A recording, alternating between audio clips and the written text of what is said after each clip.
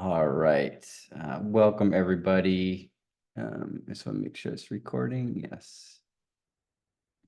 All right. Welcome, everybody. We are going to continue our interconnected recovery community workshop series. We have done this year-long workshop series and tried to highlight different aspects of the recovery community.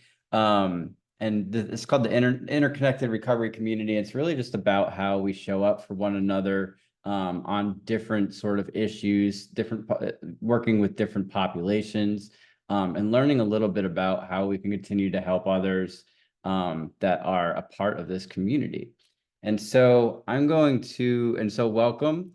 This is always the last Thursday of the month, but we are skipping September Recovery Month because I know a lot of you all are going to be busy next month, and so we're not trying to add extra things in September to things that to people that already have busy schedules. And then also, I'm sure you're aware, we are launching the Mobilized Recovery Bus Tour across the country in September, and so we're a little busy with that. But if you haven't checked out the stops for the Mobilized Recovery Bus Tour, you can go to mobilizedrecovery.org, where we're going to be having at least 25 events across the country with local partners and highlighting different issues across the country on that tour. If the bus is not near you, we also have our yearly Mobilized Recovery Day of Service. And the cool thing about Day of Service this year is that you can do your day of service on any day in September and October. And so it doesn't all have to be on the same day.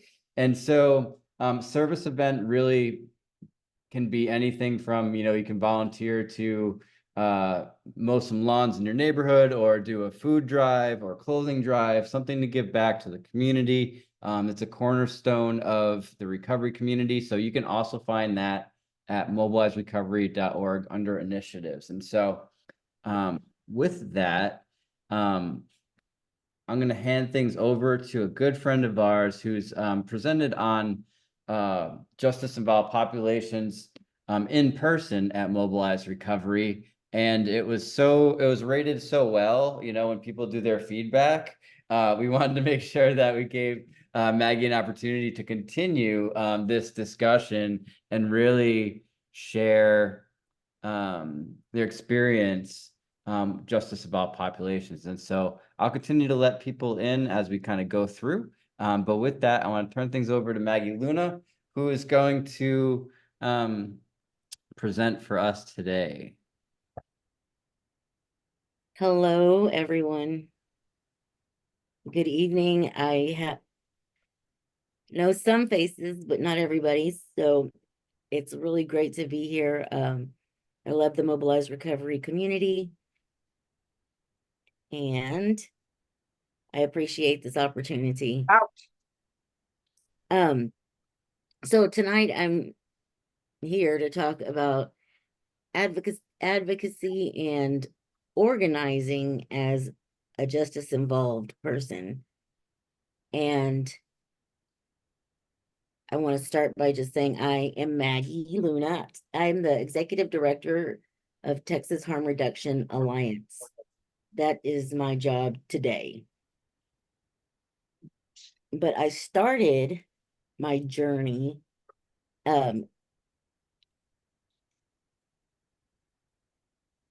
incarcerated. So I spent 20 years in and out of jail, prison, rehab, streets, and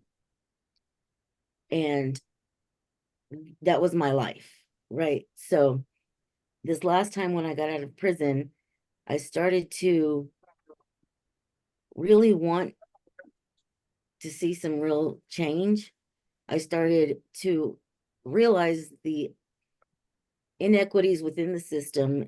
I noticed that the system was set up to fail. And so there were so many things that I was like, if somebody knew, they would change this, right? Like somebody's got to know this is going on. And so when I got out, I didn't know what to do. I don't know anything about advocacy. I don't know anything about laws. I just knew that my story needed to be told to somebody. And so I started to build a strong Ouch, network, ouch, um, both of you, ouch. connecting with people who were doing work in the community. I was finding grassroots organizations, people who were advocating for meaningful change. Um, and within this community, I found mentorship and someone who told me, hey, his name's actually Anthony Graves. He was a death row exoneree. And he told me, hey, Maggie, you know what? Those people in Congress, they don't know nothing about what goes on in prison. And they need to hear our story. And so that was the first time I really realized that my story has value. The 20 years that I spent on the streets inside of the system is valuable. Nobody can go get that degree, but I earned it, right? And so um I learned how to get involved with other people who have been in prison. And I started to try to tell my story, but it was very difficult because um I didn't know what people wanted to hear. And I also came from the streets. And so I was very intimidated by people in legislation, the lawmakers. And I'm in Texas, so the men with the turned up boots in the um, state capitol were very intimidating to me. But I was able to go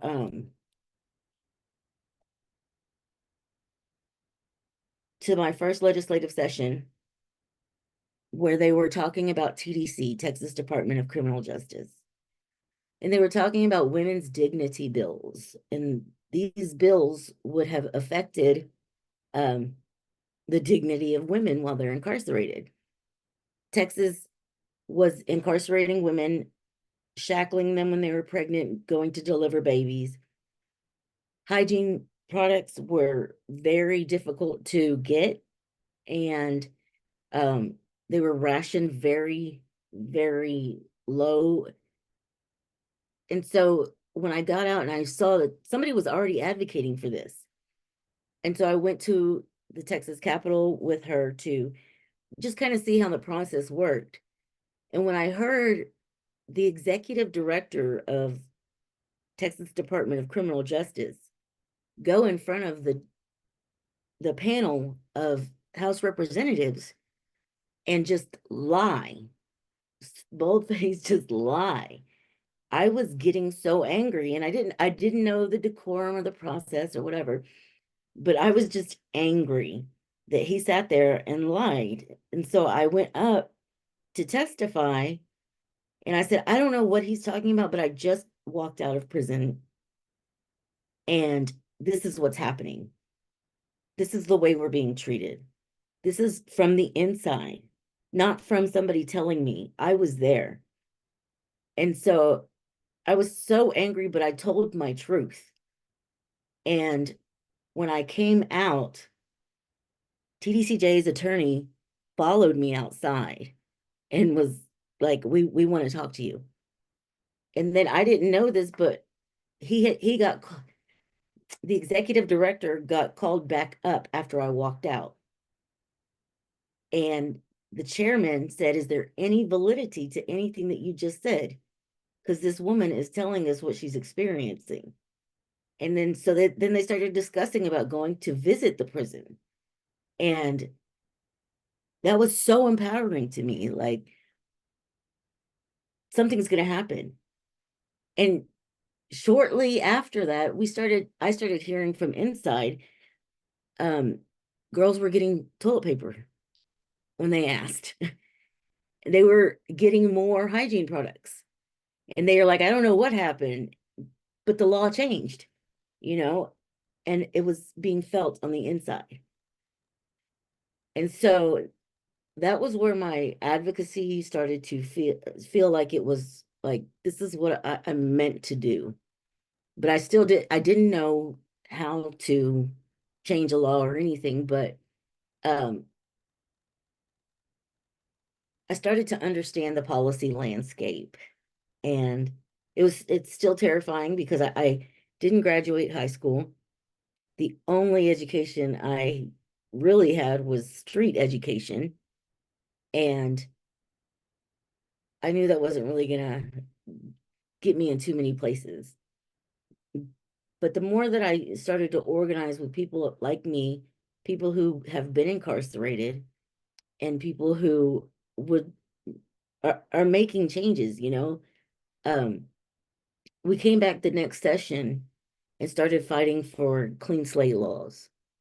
Um, Laws that would help people with convictions to get their records cleared. And while I was organizing for the clean slate legislation, I was talking to people in communities, and it was insane because a lot of people in Texas don't know that you cannot vote. I mean, you can vote if you're not on probation or parole. They tell us we cannot vote when we get incarcerated, but they don't tell us once you're off paper, you can vote. And so a lot of the justice involved community didn't even want to get involved because they didn't believe that they could even vote, or like me, like I didn't think the system affected me. I just was living in it, you know? So once I started to see that, you know, there's so many people out there like me that don't really know what's going on. I started to try to understand the legal landscape and work those advocacy skills with people who were incarcerated, people who came out of prison, people who are impacted by the system, living with convictions. And they told us that this legislation would go nowhere in Texas.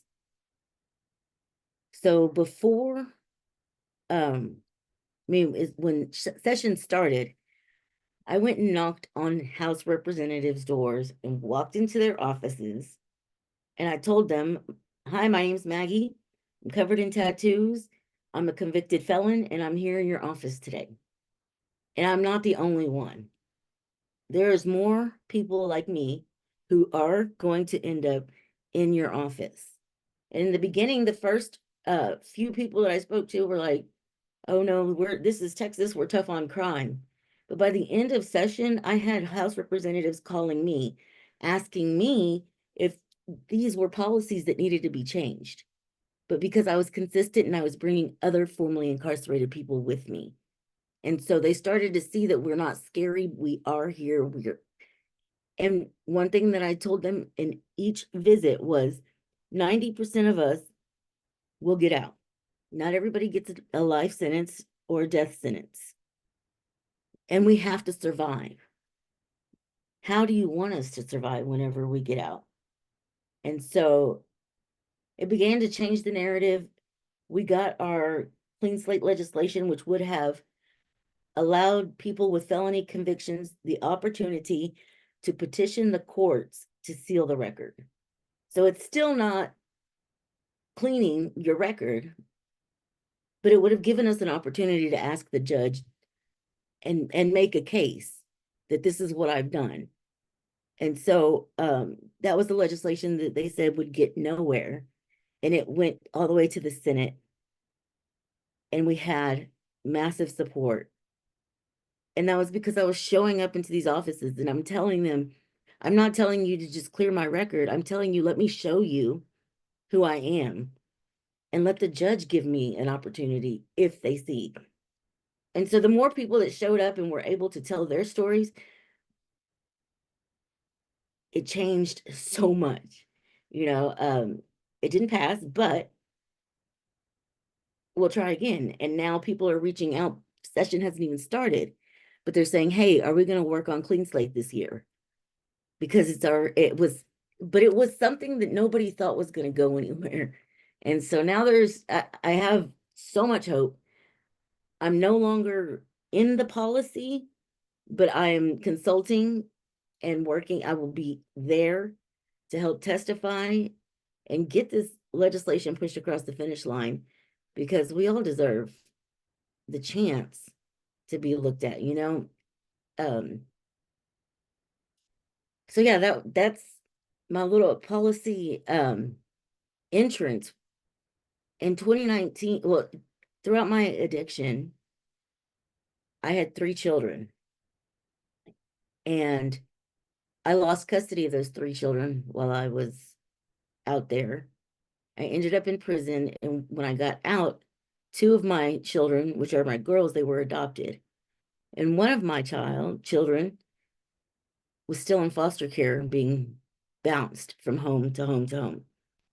And so through all of this organizing and policy work, I was also telling my story about my son, because I would call CPS and they would say, Ms. Luna, you in Texas, there's no pathway, none.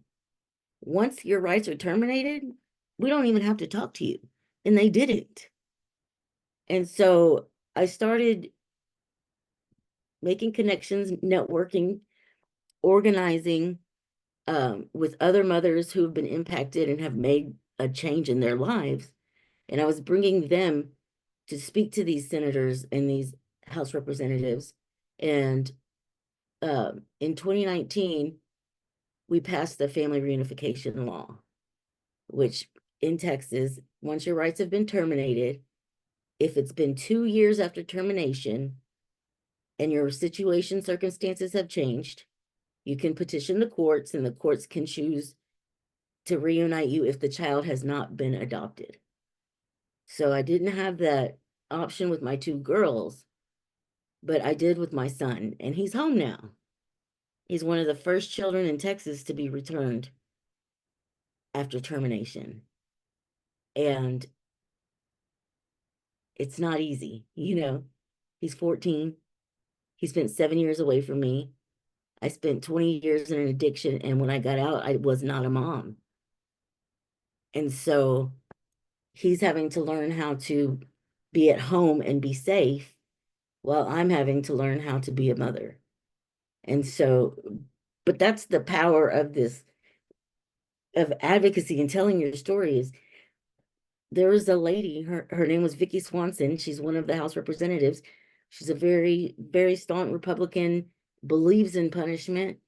And when she heard my story, she made phone calls for me. And so when my son came home, I brought him to the Capitol to meet the House representatives that worked on this legislation. And so just to show them the impact that they are making in real people's lives. I mean, it's so empowering just to be able to use what you've been through. I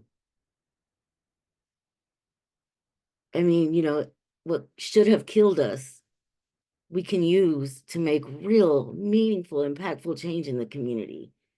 And so the in perpetual punishment is the clean slate legislation that I was working on. And this picture right here of me with at the nation's capital. I mean, it's insane to me that somebody who nobody even believed would make it out alive. You know, my mom still tells me she had a plot for me. She had buried me in her mind. And then Texas told me, you will never see your child again. And now he's home. I'm here. And now I can say I am the executive director of an organization that helps people just like me. I get to work with people who are in the community, suffering and being stigmatized and shamed. And I'm using my story every day to get into the community and let them know, hey, today I told this guy I used to shoot dope, and he just looked at me with this crazy look in his eyes. And I said, but now I'm an executive director. And it was like something clicked, you know? Maybe he'll be an executive director one day. maybe he'll be a House rep. I don't know, but nobody will know if he doesn't survive. And so that's what we want to do, is just keep people alive and tell them whatever you're going through right now is your story and it is going to change lives. So don't discount anything that you're going through. But yeah, telling your story. Public speaking was really hard for me, and I freeze a lot, but I push through it because I get nervous. I don't want, sometimes I don't, there's shame behind it and all that. But the more that I have told my story, the more that I realize that, first of all, those people in the state capitol are not very smart at all. I mean, they don't know anything. I had to explain how parole worked, how probation, I had to explain the difference between jail and prison, and, you know, and most of the stuff that they do know, their chief of staff is the one feeding them the information. So it never really sticks. And so that enhanced my ability to be able to speak in front of these people and just know that they would never make it one day through what I've been through. And that's empowering. They may be sitting up there with these, jobs or whatever, but I also know I lived in the streets for 20 years and those men ended up in the same space as I was in. And so there's no difference between us. I just made it out alive, and now I'm back to make differences. And so yeah, collaborate with other organizations, collaborate with grassroots organizations, and learn that your story is powerful and it's valuable and it will make change. And so I think that's all that I have, but I do want to open it for like question and conversation.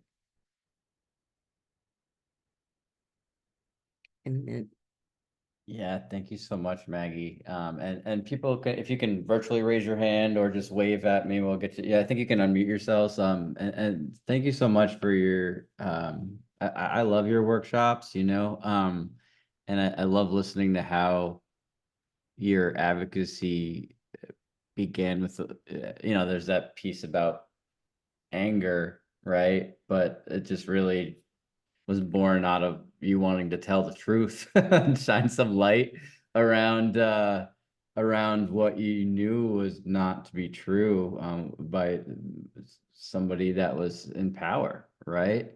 And I think that that's that this population, people who are in prison right now, right? Like there's definitely things that people can do to help people upon reentry or preventative wise, but the people that are there like right now, I think is also it's a population that the recovery community doesn't always think of when they're working on policy, when they're, like a lot of the when you look at a lot of the bills that benefit the recovery community or people that are struggling with substance use disorder, a lot of it is people who are in the communities, right?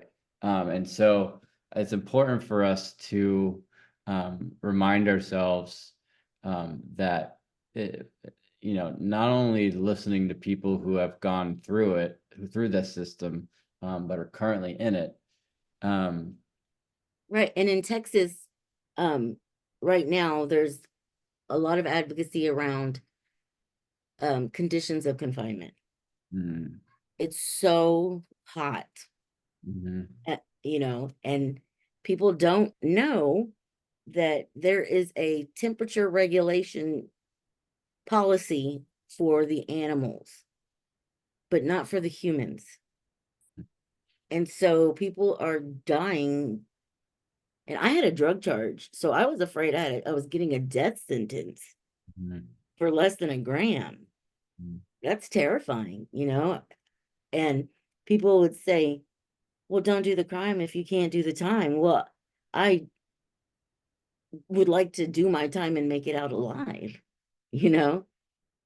Yeah, do It's, you have other examples? One of the things that we have on the Recovery Advocacy Project website is like model legislation. And I know that we have a handful of bills for people who are incarcerated, but is there like to give people ideas of what they could get introduced in their state that would help this population? Can you just run down a couple that whether they've passed in Texas or not? If there are some examples that you can give? well, one of the biggest things that helps on reentry, well, first is getting people with their documents before they leave. That's been something that we've been working on in Texas, is making sure that um they have driver's license, social security cards, and also medication assisted therapy. They may need insurance. And so we're seeing a lot of people that need to be connected to their doctors when they get out. You know, they're most at risk for an overdose when they're within 2 weeks of release. And so that's some reentry legislation that I'm trying to get people to be aware of, is that we need to catch this population while they're inside and make sure that they have the tools to live when they get out. And so that's another thing we're working on, medicated assisted therapy being, uh, yes, that would be amazing to be sent home with Narcan. And um, so we have a reentry team that goes into the Del Valley Jail, which is here in Austin. And we go in and we supply overdose prevention training. We let them know that there's a safe space for people who use drugs at our property. And we let them know the dangers of the supply that's in the streets right now. And so one of the pieces of legislation that we're working on is legalizing fentanyl test strips here in Texas. I mean, harm reduction work here in Texas is illegal. Basically, everything that we do can be prosecuted. Thank God in Austin, it's not, we have a great relationship with the DA, but that's not the same all across Texas. There are different regions where it is highly, highly taboo to be working with harm reduction communities. And so, and that's why I wanted us to get focused on the reentry community, because people are being released into the community without resources, without knowledge, and going straight back into the same things, and they're not making it out. And so, and then, oh, we also want to start legal. I mean, we were talking today about how the supply is changing so quickly. And so instead of like just being focused on fentanyl test strips, should we be focusing on just drug checking, period? And so that's something that I don't know how we're gonna, if somebody's working on that, but we just started discussing it today, is asking, instead of, because we have nitazene coming down, xylazine. So we need to be testing for everything. But so yeah, safe supply is something that really needs to be implemented. Um, yeah, and clean slate. Clean slate is a lot. People getting out living in post-conviction poverty, they don't have access to careers, housing, even education. I mean, there are so many barriers once you have a felony in Texas. It's not even, I mean, there's some, yes, time done. Once you're done, your time is done. And yeah, we're fighting for that legislation all over Texas. And hopefully it'll get somewhere here in Texas. Awesome. We have some time for questions or comments, or anybody wants to come off mute, just maybe working on something similar in your state. I saw some stuff in the chat. We have some time. You can come off mute. We'd love to hear from people. Who wants to either? Here's Teresa. Hi. What a powerful story, and thank you for sharing your experience. I work for Heron Project. And I sit on a task force for the Boulder Substance Use Advisory Group in Colorado. We have seen great strides happen locally where we can actually treat people while they're incarcerated. So bringing MAT or MOUD into the jail and prison setting. And now I know there is a push for looking at reentry programs where people can get like case management and basic needs met. At Heron Project, we've been looking at, we offer recovery scholarships, and we're trying to think about, how we would hook up with the Department of Corrections or something in a pilot program so that we could actually help the transition, that difficult transition to reenter. So I think from a legislative perspective, though, there might be some ideas floating around where we actually mandate that there is a transition from jail. It hasn't happened yet, but that they have case management and some safe handoffs to re-enter gently into the world. So I know we're looking at that. But yeah, I'm interested, and I'm hoping to see some initiatives here, and also diversion programs, things like that. I think we need more of that across the country. Yes. I didn't want to take up too much time. Monique has got her hand up, so I will pass it on to Monique. Thank you, Teresa, and hope we see you in Colorado at the Mobilize stops. Yeah, Monique. Denver. Hi guys, my name is Monique. I'm from Arizona. Thank you, Teresa. Maggie, thank you so much for sharing your story. I have a similar story, and like I said, I'm in Arizona.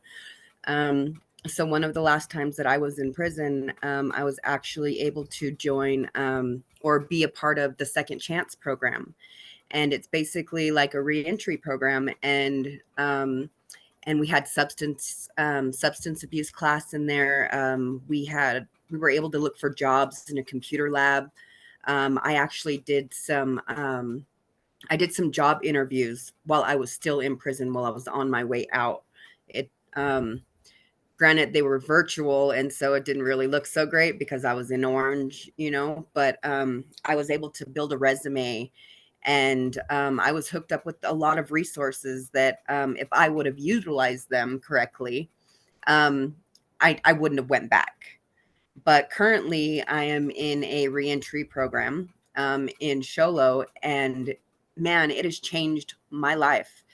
And I really connected with you, like when you said that, you just stood up and said something. It's something you've never done. You weren't a part of that. Well, when I first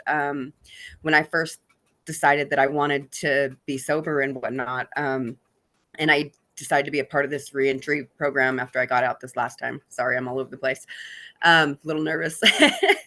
But so I was going to AA a lot, and there were some women that were like, hey, we're going to go support someone that is trying to open up a sober living house, and she's getting some bad feedback, and she's going to the courts right now, and they're gonna hear her out. Well, I don't know, but that is the first time that I found my voice, that I used my voice in my story and my experience. And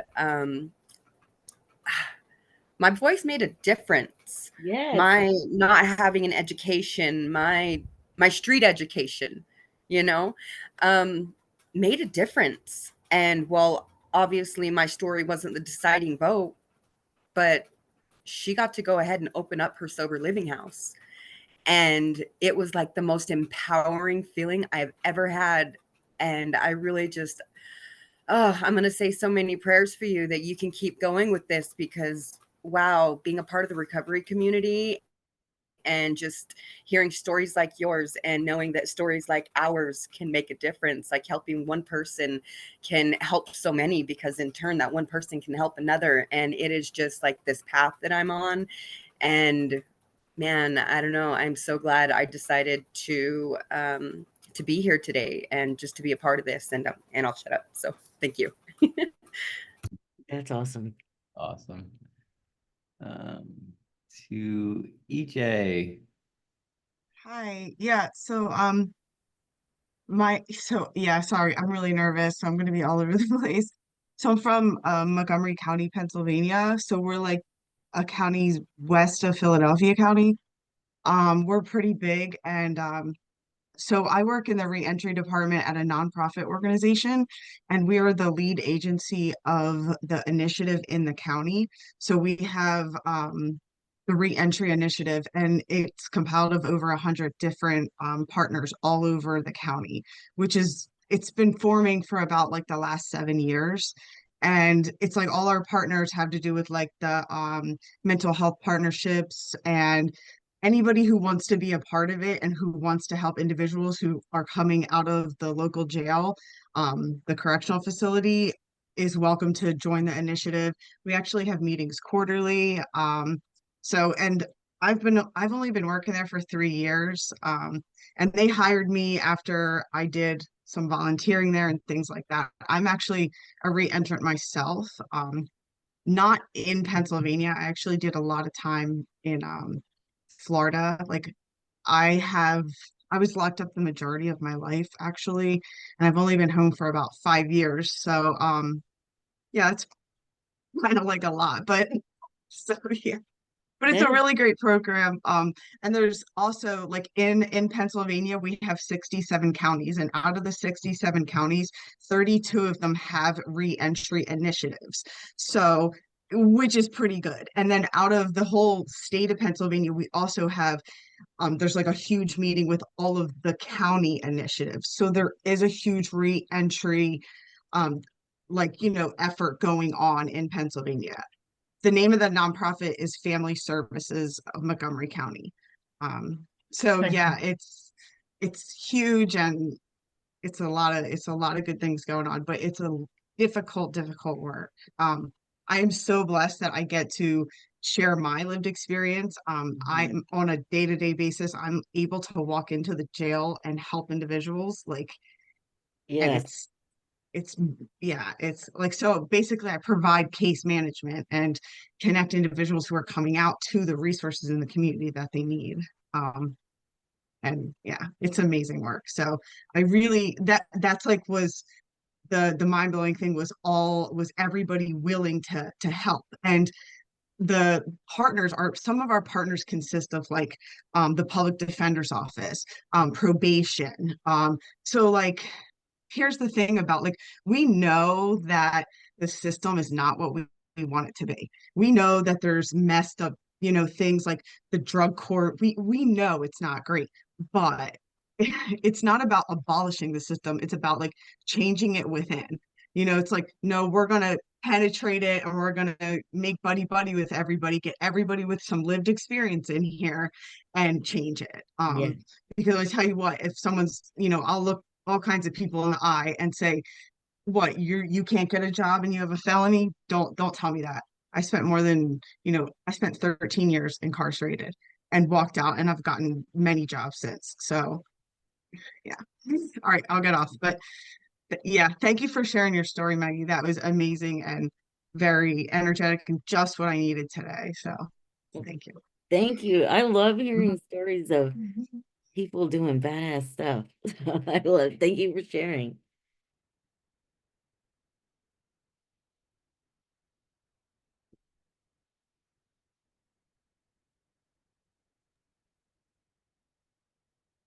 Does anybody have another question or want to share? I think it's great that one of the things I notice all the time, uh, I think 3 out of the 4 people that spoke kind of shared this piece of I'm nervous to speak, or and like we all have, like, a lot of us have like this hesitancy in like the public advocacy work that we do, and so I want to say something about that just because um I've worked with a lot of advocates to develop their story, but it's like the most impactful like testimonies or the most impactful stories that I've ever heard are the ones that are raw and real, and not like super rehearsed, like it's just like it comes from a place of the person's experience. And so if you're feeling that nervousness when you're like, oh, should I meet with my legislator, or should I, say something about this injustice in my community,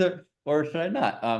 That little nervousness I think is human, and so and you only have to publicly advocate for the first time, and then you have like that to kind of like go on, and it's like I'll go to city council and I'll share things at city council that I used to not even be comfortable with sharing in a recovery meeting, right? But like now, but because things have to change, and because silence often leads to some of the discriminatory policies that we see exist, for those of us that can choose to share our story or put ourselves out there, I just encourage you to do that at the pace that you're most comfortable. But there's plenty of opportunities to go out there and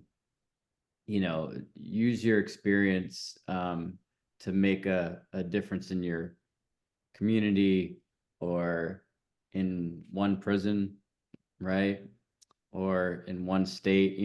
I saw a lot of stuff in the chat, where Maggie was talking about legalizing fentanyl test strips and drug testing, and so it's like Mississippi has done it, right? Other states that have done it, we worked to advocate to do Florida last session, right? And I know that Indiana is currently working on it. It's like there's other states or other prisons or other communities that have done what you think should happen that has been done in your community, right? And so one of the things that if you go to recoveryvoices.com, there's a model legislation page you can check out. You can just kind of sort through it by category. And if there's something that's passed in your state that you want other advocates in other states to do, send it to us. We'll put it online. And so that way other advocates in other states can check out the good work that's happening in your state. So I just wanted to share that. There's a lot of tools that we've kind of put out there to help community organizers and advocates. And so recoveryvoices.com and mobilizerecovery.org have a ton of those tools on them. So, And they have helped me with the voting advocacy out here in Texas. I've used a lot of the resources on those websites. yes, so we try to just make it a little bit easier.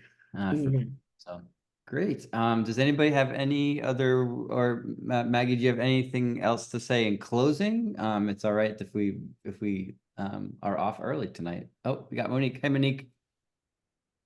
Hey, so I was just wondering, you brought up the voting. So my last time the judge had told me, he's like, well, you can petition for your rights back. He's like, but it's going to be a lengthy process. And I'm going to tell you right now, it's going to cost you a lot of money for them to tell you no.